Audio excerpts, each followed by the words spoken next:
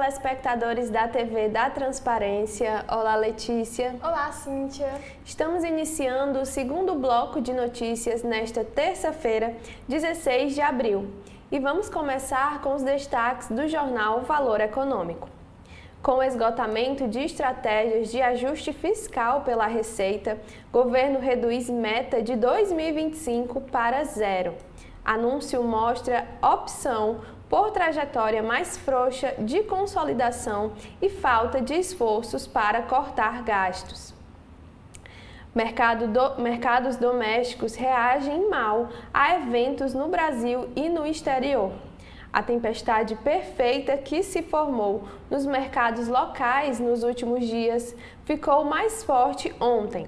A questão fiscal voltou a ser o centro das preocupações, com alterações de metas do resultado primário para 2025 e 2026.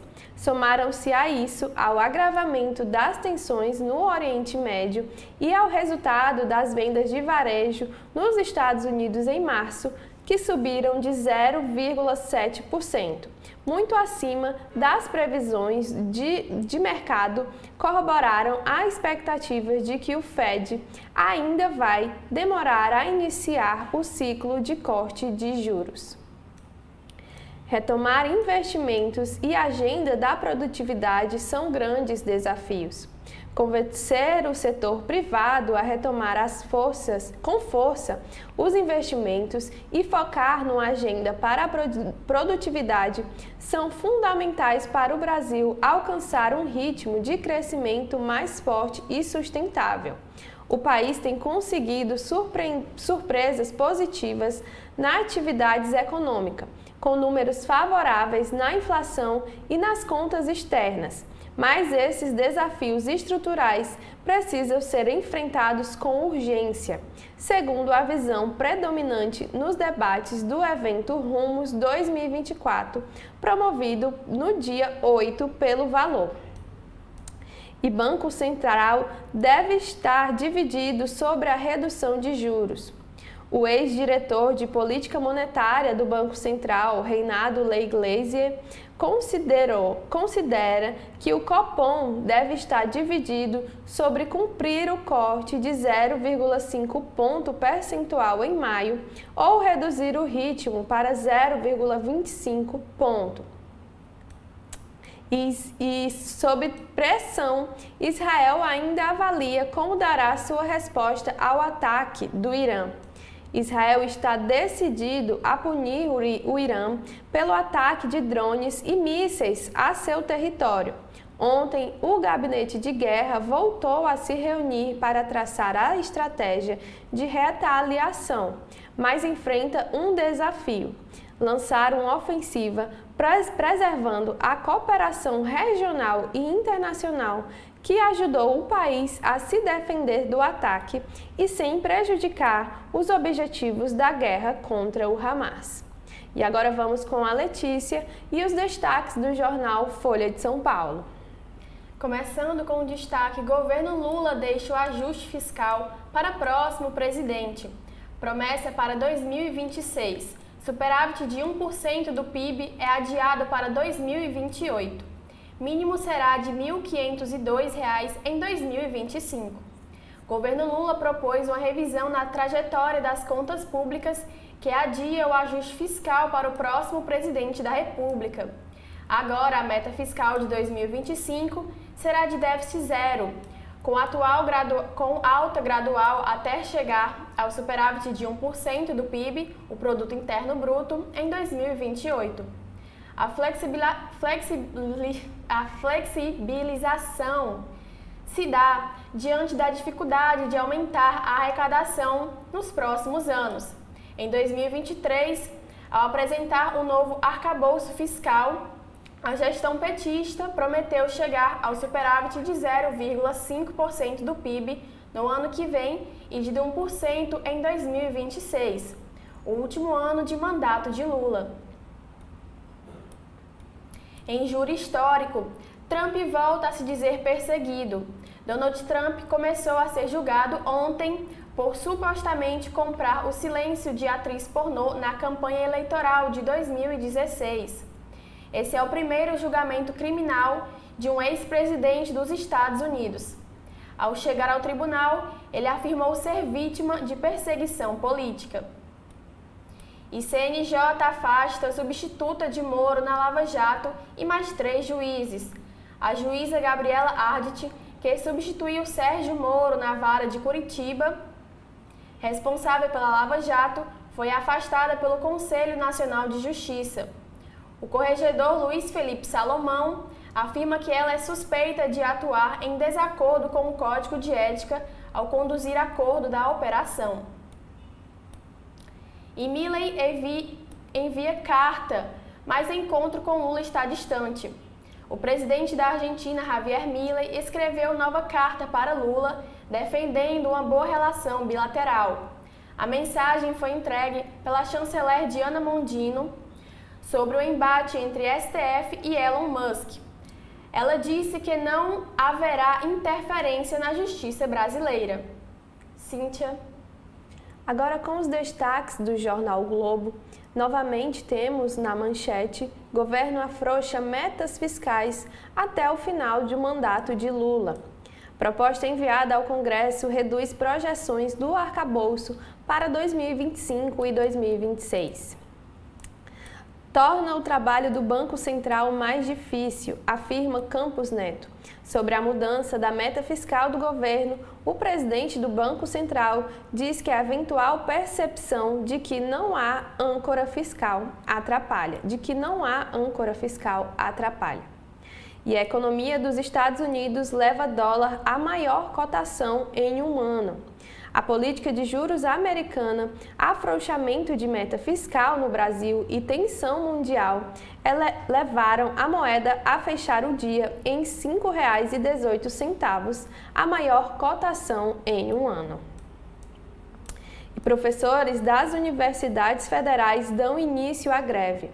Desde ontem, ao menos 48 universidades e 71 institutos federais estão com atividades paralisadas.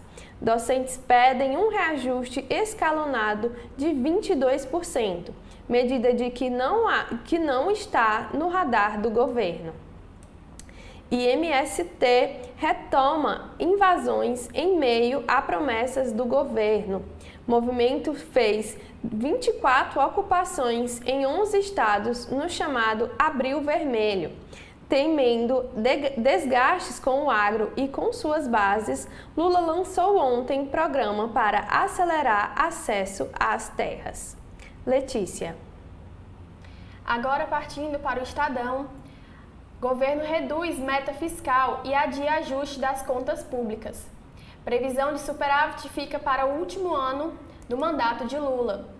36 bilhões de reais deve ser o custo para os cofres do governo do reajuste do salário mínimo em 2025, previsto para ser de R$ 1.502. No Oriente Médio, Israel busca responder ao Irã sem afastar novamente seus aliados. Ataque iraniano reaproximou os Estados Unidos e potências ocidentais dos israelenses. Entre os cenários de revide discutidos estão o cyberataque e ações contra locais-chave. E escritório de advocacia de ministro da CGU atende Odebrecht. Banca de Vinícius Marques de Carvalho, comandada pela mulher, representa empreiteira em processo. E corregedor afasta 3 magistrados do TRF4 e juíza que substituiu Moro. Caso envolve Gabriela Arditi, de Curitiba, e um juiz e 2 desembargadores do tribunal com sede em Porto Alegre. E venda de carros da marca cai e Tesla vai demitir 14 mil funcionários. Queda foi de 8,5% no primeiro trimestre. Cortes representam cerca de 10% do quadro de funcionários. Cíntia. E voltando para o jornal o Globo, temos que o relator vai propor que comitê fiscalize o uso de inteligência artificial. Novo órgão ligado ao governo reuniria membros de agências reguladoras e Banco Central.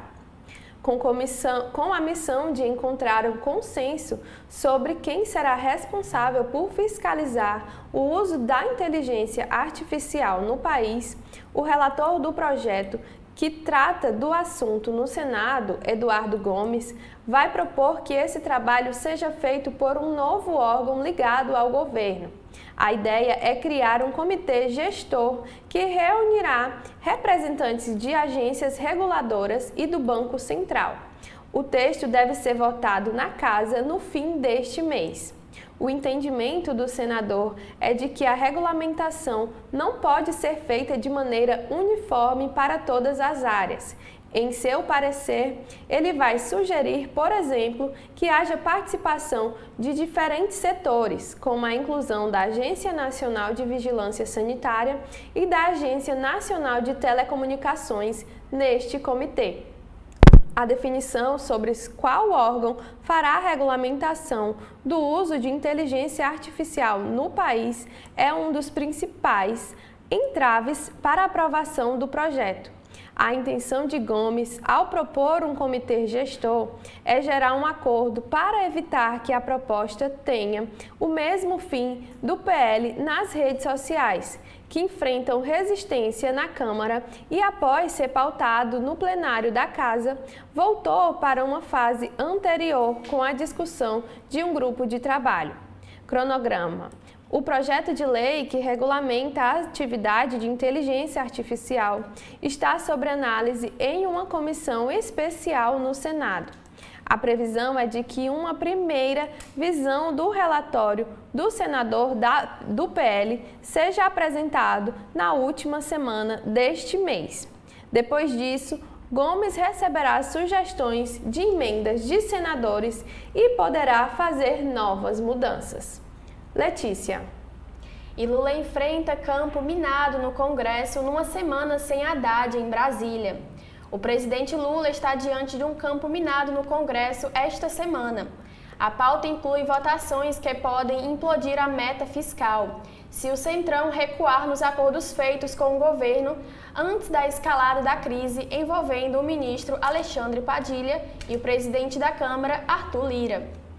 O maior temor no Planalto é que deputados e senadores recuem nas tratativas e derrubem totalmente o corte de 5,6 bilhões de reais nas emendas de comissão.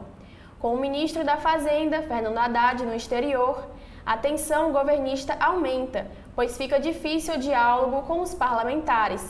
Resultado, a incerteza também sobre os rumos dos projetos de lei da reoneração da folha salarial das prefeituras e do fim gradual do PERSE, tudo na pauta desta semana. Cíntia. E esses foram os destaques neste segundo bloco de notícias. Fique com a gente. Até a próxima!